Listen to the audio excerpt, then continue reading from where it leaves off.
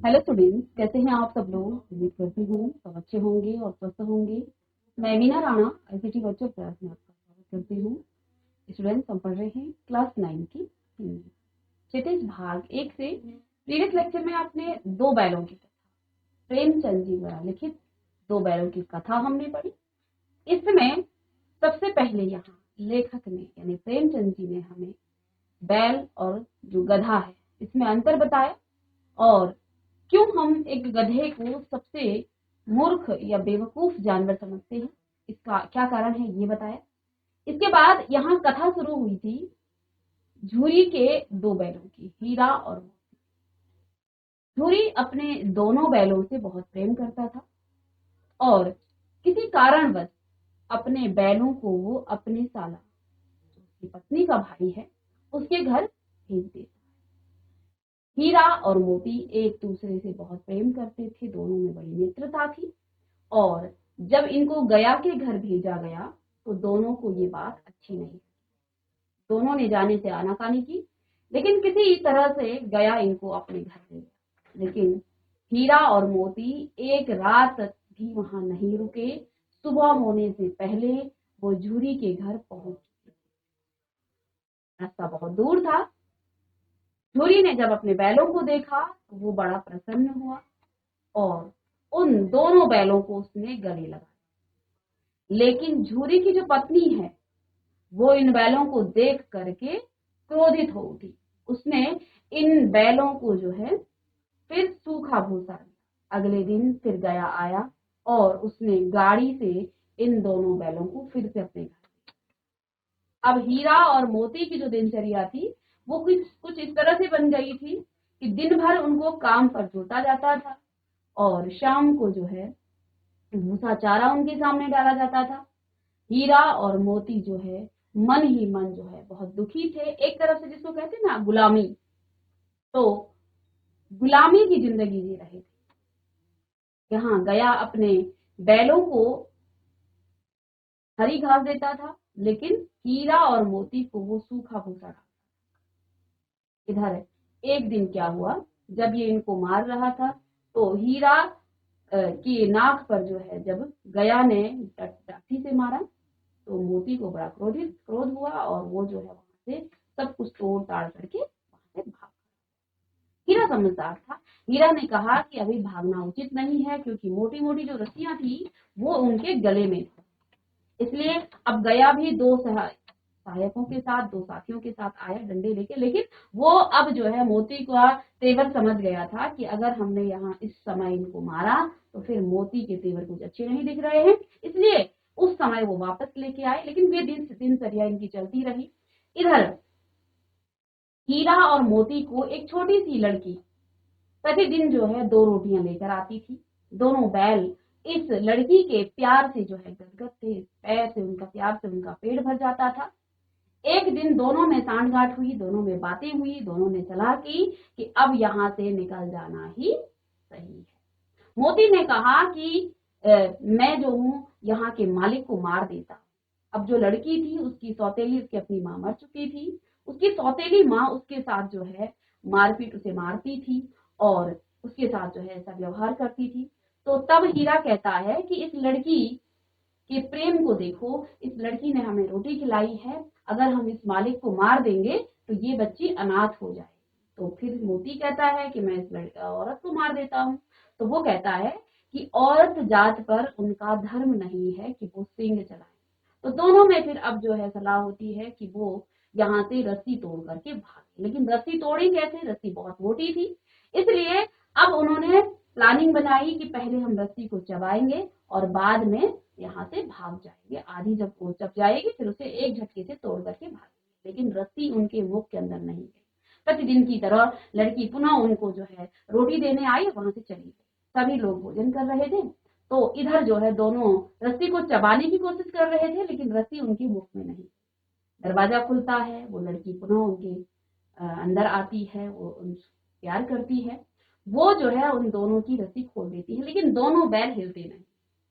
अब मोती कहता है कि चलो अब क्यों नहीं चल रहे हो, तो हीरा कहता है कि अगर हम चले गए तो कल इस लड़की पर आफत आ जाएगी, ही इसकी जो सौतेली माँ है तो इसका सबका संदेह इस पर पड़ेगा। इतने में वो लड़की जो है जोर से आवाज देती है कि जो फूफा जी का जो दोनों बैल हैं वो यहाँ से भाग गए हैं।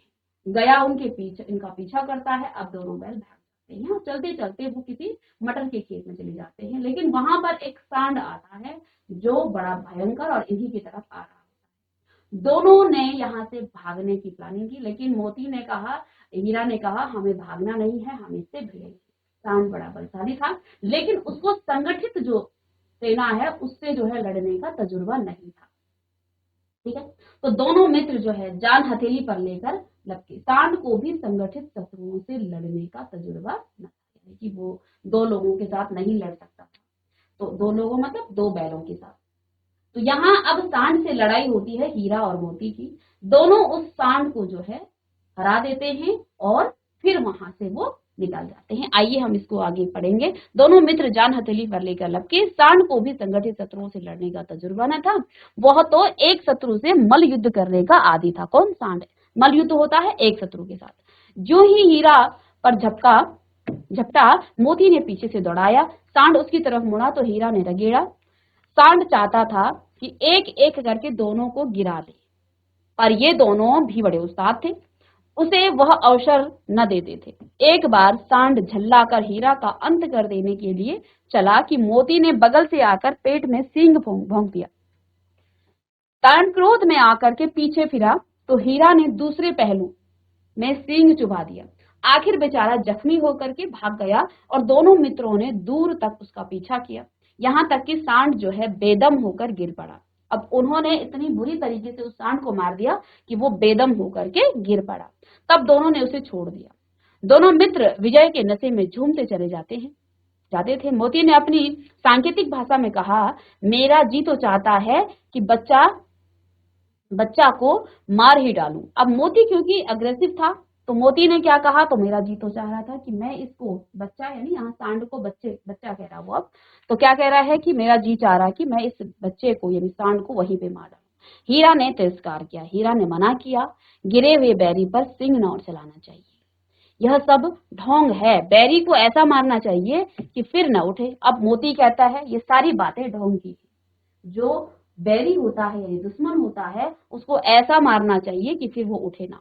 अब घर कैसे पहुंचेंगे वह सोचो। अब हीरा कहता है छोड़ो वो बातें, अब घर कैसे पहुंचे ये सोचो, पहले कुछ खा लें तो सोचें। तब मोती कहता है कि अब तो भूख भी लग गई है, कुछ खा लें फिर सोचें। सामने मटर का खेत था, मोती उसमें घुस गया। हीरा मना करता रहा पर उसने एक न सुनी। अभी तो 2 ही 4 ग्रास उसने खाए थे कि 2 आदमी लाठियां लिए दौड़ पड़े और दोनों मित्रों को घेर लिया। हीरा तो मेड़ पर था, निकल गया, लेकिन मोती जो है खींचे हुए खेत में था, सींचे हुए खेत में था, यानी जिसमें पानी होता है ना। तो अब क्या हुआ, अब मोती ने कहा कि चलो अब पहले कुछ खा लेते हैं। मोती उस मटर के खेत में चला गया। हीरा ने उसे मना किया लेकिन वो ना माना। अभी 2-4 गांसे उसने खाए थे कि 2 आदमियों ने लाठी लिए वहां दौड़े और दोनों मित्रों को घेर लिया। हीरा तो अभी गया नहीं था खेत में, तो वो तो निकल गया, लेकिन मोती जो है सींचे हुए खेत में था। उसके खुर जो है कीचड़ में धंसने लग गए। अब जहाँ सींचा हुआ खेत उसमें दलदल होती है, तो वो भागना भी चाह रहा था लेकिन वो भाग नहीं पाया। उसके जो खुर थे, पैर के जो खुर हुए थे, वो जो है उस कीचड़ में धंसने लग गए, ना भाग सका, पकड़ लिया। हीरा ने देखा संगी संकट में है तो लौट पड़ा। देखिए दोनों बैलों में कैसी मित्रता थी।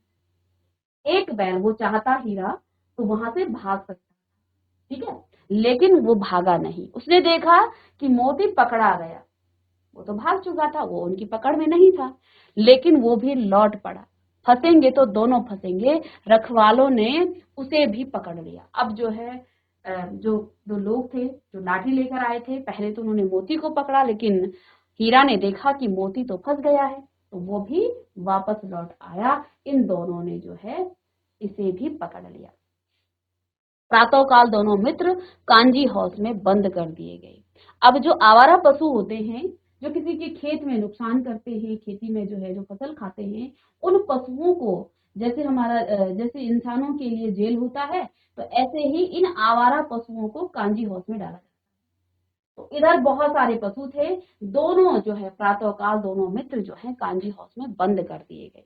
दोनों मित्रों को जीवन में पहली बार ऐसा जो है साबिका पड़ा कि सारा दिन बीत गया और खाने को एक तिनका भी न मिला। अब इन दोनों बैलों के सामने क्या संकट था। ये दोनों अब कांजी हाउस में बंद कर दिए।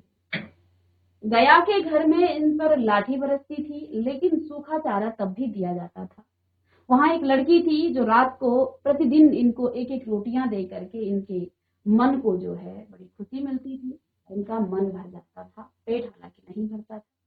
लेकिन इधर जो है अब इनके साथ कुछ ऐसा हुआ, क्योंकि जेल में गए हैं, कांजी हाउस में बंद कर दिए गए हैं, तो इनको सुबह से लेके शाम तक कुछ भी यहाँ पर एक तिनका न मिला। समझ में ही न आता था यह कैसा स्वामी है।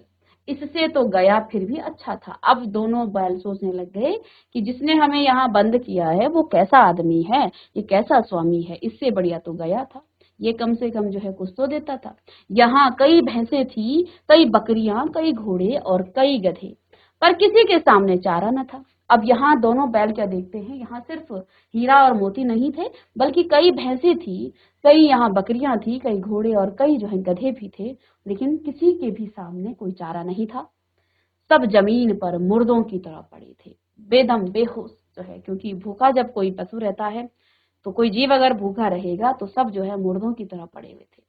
कई तो इतने कमजोर हो गए थे कि खड़े भी नहीं हो सकते थे। सारा दिन दोनों मित्र जो है फाटक की ओर टकटकी लगाए ताकते रहे, पर कोई चारा लेकर आता न दिखाई दिया। पूरा दिन जो है दोनों मित्र चारे के लिए उस फाटक की तरफ देखते रहे, लेकिन कोई भी उनको चारा लेकर ना आया।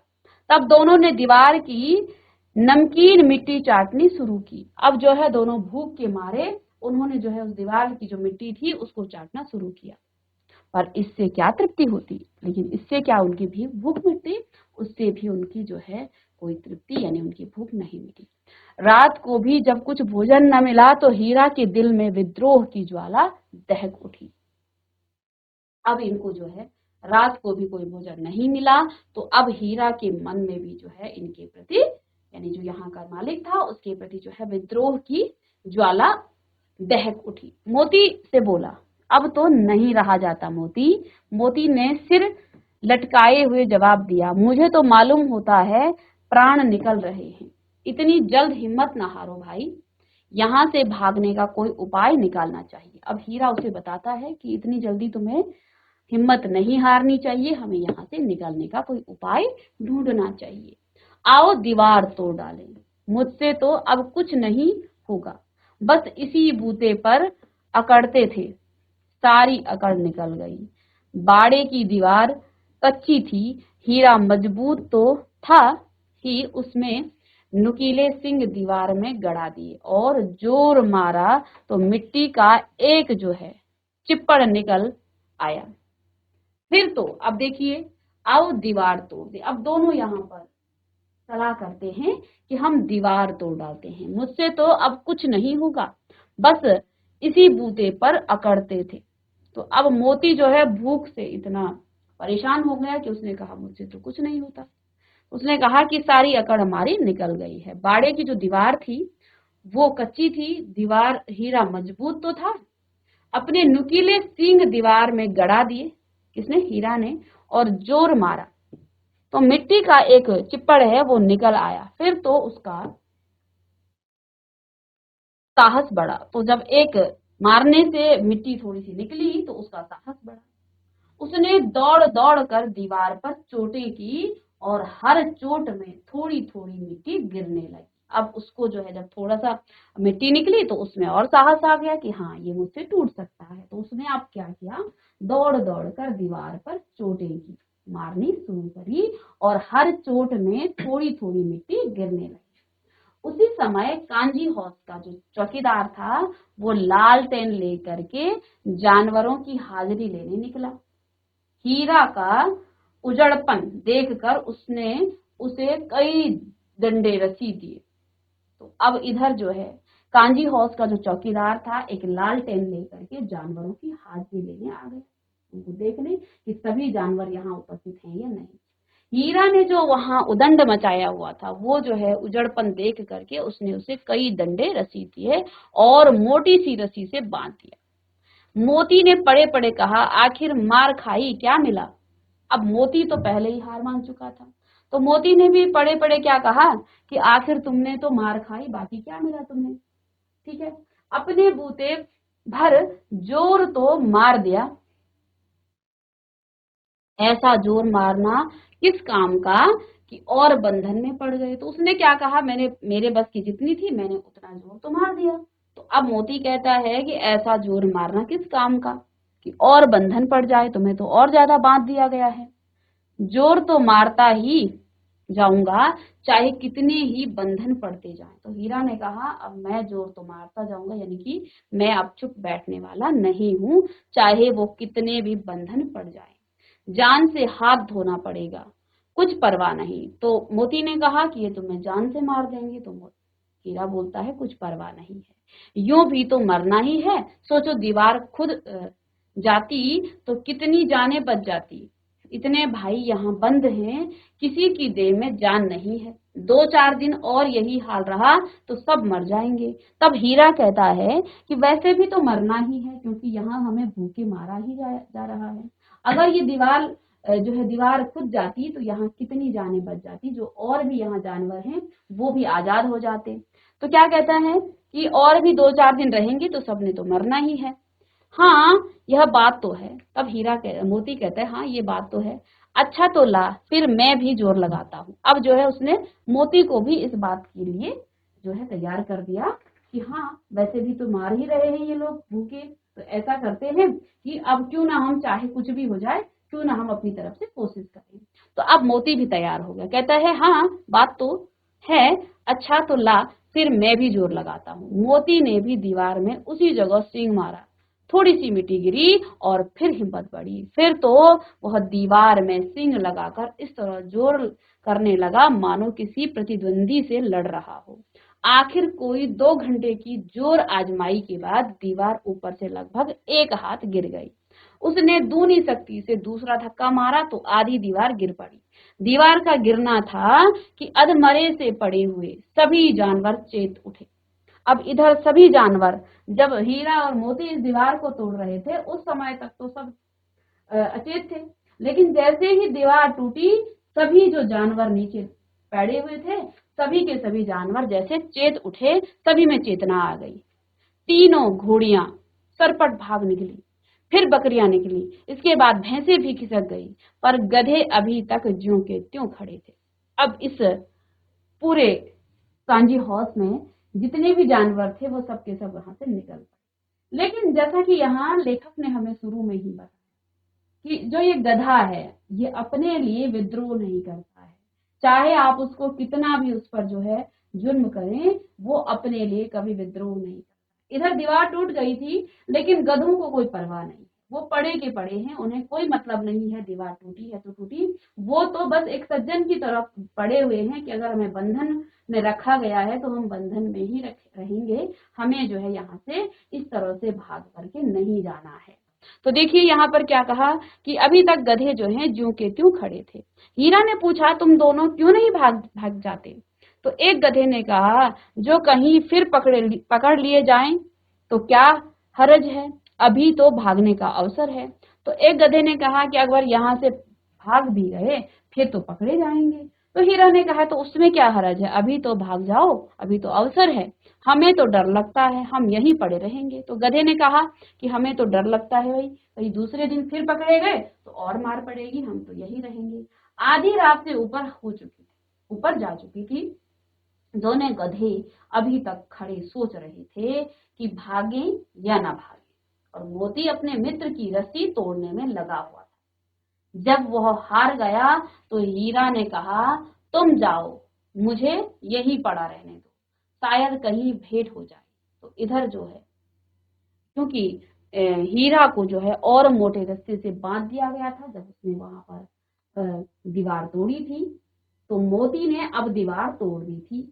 सभी जानवर तो गधों को छोड़कर वहां से भाग चुके थे। इधर मोती लगातार कोशिश कर रहा था अपने मित्र हीरा की रस्सी को तोड़ने में, लेकिन उससे टूटी नहीं। तो अब उसे हीरा ने कहा कि तुम जाओ, मुझे यहीं पड़ा रहने दो, शायद कहीं भेंट हो जाए। मोती ने आंखों में आंसू लाकर कहा, तुम मुझे इतना स्वार्थी समझते हो हीरा?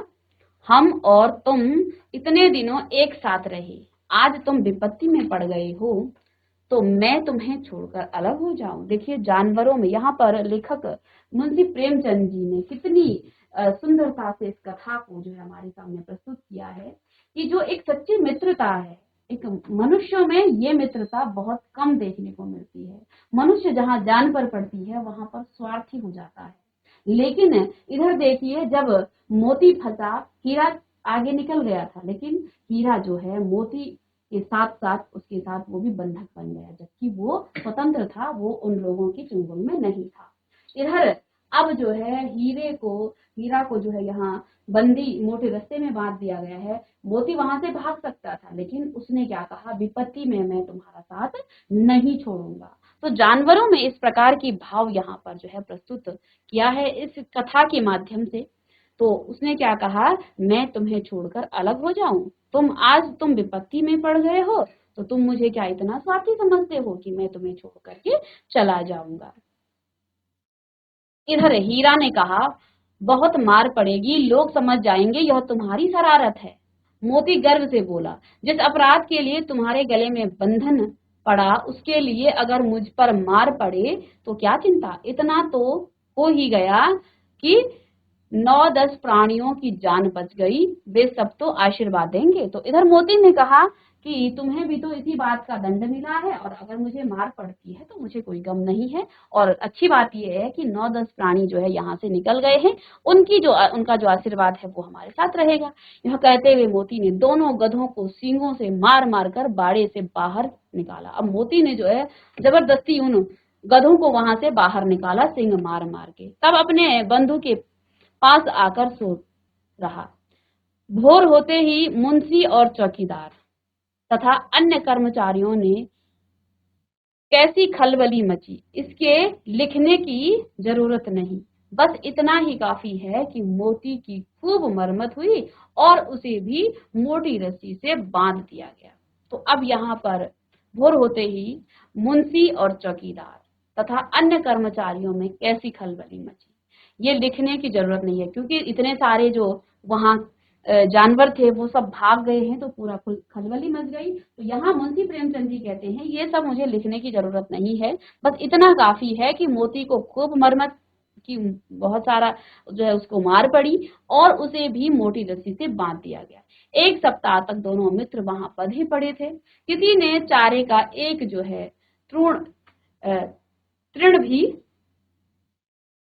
न डाला। हाँ, एक बार पानी दिखा दिया जाता था, यही उनका आधार था। दोनों इतने दुर्बल हो गए थे कि उठा तक न जाता था, ठठरियां निकल आती थी। एक दिन बाड़े के सामने डुंगी बजने लगी और दोपहर होते होते वहां जो है 50-60 आदमी जमा हो गए।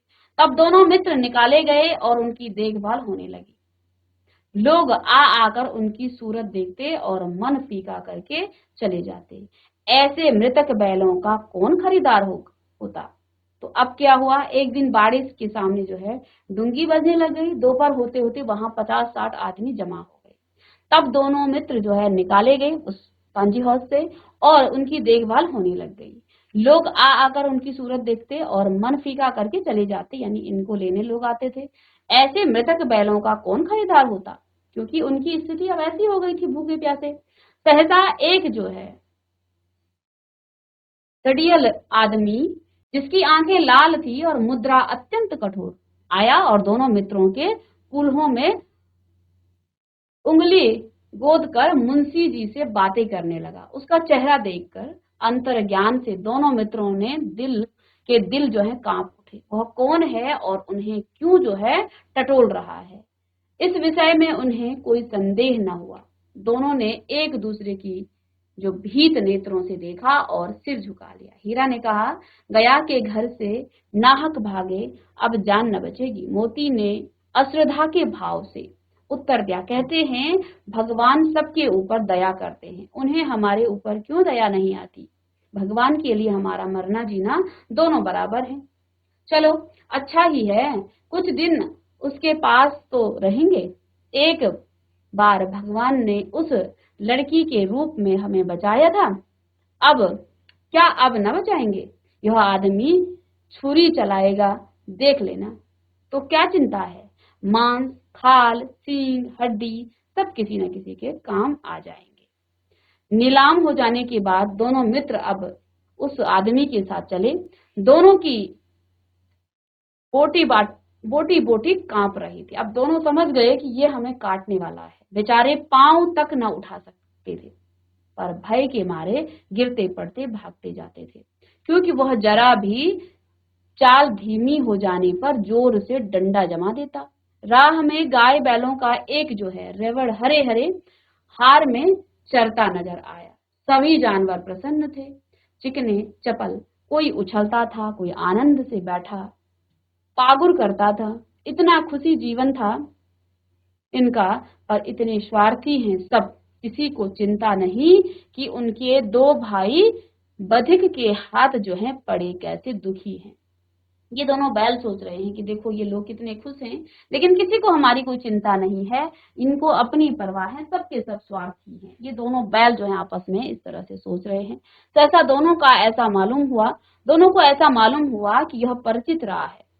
हाँ, इसी रास्ते से गया उन्हें ले गया था। अब ये जो है इस आदमी के साथ उस रास्ते में आ गए जहां से गया इनको झूरी के घर से ले गया था। वही खेत, वही बाग, वही गांव मिलने लगे। प्रतिक्षण उनकी चाल तेज होने लगी। सारी थकान, सारी दुर्बलता गायब हो गई। आह, यह लो, अपनी ही हार आ गए, अपना ही हार आ गया। इसी कुएं पर हम पुर चलाने आया करते थे, यही कुआं। यानी अब वो पहचान गए उस गांव को। मोती ने कहा, हमारा घर नजीक आ गया। हीरा बोला, भगवान की दया है, मैं तो अब घर भागता हूँ। यह जाने देगा? इसे मैं मार गिराता हूँ। नहीं नहीं, दौड़कर थान पर चलो, वहां से हम आगे न जाएंगे। दोनों उन्मत्त होकर बछड़ों की भांति जो है कुलेले करते हुए घर की ओर दौड़े। वह हमारा थान है। दोनों दौड़कर अपने थान पर आ गए और खड़े हो गए, यानी कि झूरी के घर में। दड़ियल भी पीछे पीछे दौड़ा चला आता था। झूरी द्वार पर बैठा धूप खा रहा था। बैलों को देखते ही दौड़ा और उन्हें बारी बारी से गले लगाने लगा। मित्रों की आंखों से आनंद के आंसू बहने लगे। एक झूरी का हाथ चाट रहा था। दड़ियल ने जाकर बैलों की रस्सियां पकड़ ली और झूरी से कहा, मेरे बैल हैं। तुम्हारे बैल कैसे? मैं मवेशी खाने से नीलाम लिए आता हूँ। यानी वो नीलाम करने के लिए बेच दिए गए थे। मैं तो समझा हूँ चुराए लिए आते हो। चुपके से चले आओ, मेरे बैल हैं, मैं बेचूंगा तो बिकेंगे। किसी को मेरे बैल नीलाम करने का क्या अख्तियार है? तो अब झूरी ने कहा कि ये तो मेरे बैल हैं, अब मैं जो हूँ अपने बैलों को बेचूंगा तभी बेचे जाएंगे, नहीं तो किसी को कोई अधिकार नहीं है मेरे बैलों को इस तरह से बेचने का और नीलाम करने का। जाकर थाने में रपट कर दूंगा। तो उसने कहा, मैं थाने में जाकर के रिपोर्ट लिखा दूंगा। मेरे बैल हैं, इसका सबूत यह है कि मेरे द्वार पर खड़े हैं। दड़ियल जो है झल्लाकर बैलों को जबरदस्ती पकड़ ले जाने के लिए बढ़ा। उसी वक्त मोती ने सींग चलाया, दड़ियल पीछे हटा। मोती ने पीछा किया, दड़ियल वहां से भाग गया। ठीक है, मोती पीछे दौड़ा। गांव के बाहर निकल जाने पर वह रुका। वह खड़ा उस आदमी का रास्ता देख रहा था। वो दूर खड़ा धमकियां दे रहा था, गालियां निकाल रहा था, पत्थर फेंक रहा था, और मोती जो है विजयी सूर की भांति उसका रास्ता रोके खड़ा था। गांव के लोग यह तमाशा देख रहे थे और हंसते थे। जब वो दड़ियल हार कर चला गया तो मोती जो है अकड़ता हुआ लौटा। हीरा ने कहा, मैं डर रहा था कहीं तुम गुस्से में आकर मार न बैठो। अगर वह मुझे पकड़ता तो मैं बेमारे ना छोड़ता। अब ना आएगा तो दूर ही से खबर लूंगा, देखूं कैसे ले जाता है। जो गोली मरवा दे, मर जाऊंगा पर उसके काम ना आऊंगा। हमारी जान को कोई जान ही नहीं समझता, इसलिए कि हम इतने सीधे हैं। जरा देर में नादों में खली, भूसा, चौकर और दाना भर दिया गया। अब जो है यहाँ आकर के अब वो झूरी के घर में पहुंच गए थे और इनको यहाँ पर सभी चीजें अब झूरी के द्वारा दिया गया। तो झूरी खड़ा दोनों को सहला रहा था और 20 लड़के तमाशा देख रहे थे। अब गांव के लड़के भी यहाँ पर आ गए थे। सारे गांव में उछाल सा मासूम जो है मालूम हो रहा था। उसी समय मालकिन ने आकर दोनों के माथे चूम लिए। अब मालकिन यानी कि झूरी की पत्नी को भी इन दोनों बैलों पर दया आई, क्योंकि उसे नहीं पता था कि दोनों बैल जो है कसाई के पास, क्योंकि देखिए जानवर के साथ भी हमारा लगाव होता है, तो इधर तो वो काम करने के लिए भेजा था, लेकिन वो भी नहीं चाहती थी कि उन बैलों को कसाई के पास काटने के लिए, जिनको जो है बाद में उसका जो है खाने के लिए वो प्रयोग किया जाता है, तो कसाई के पास वो भी नहीं भेजना चाहती थी। तो ये स्थिति देख करके अब झूरी की पत्नी ने भी उन दोनों बैलों को प्रेम किया। तो इस तरह से ये कहानी आपकी कंप्लीट हुई और नेक्स्ट क्लास में हम फिर इस कहानी के प्रश्न उत्तर करेंगे। मिलते हैं नेक्स्ट लेक्चर में।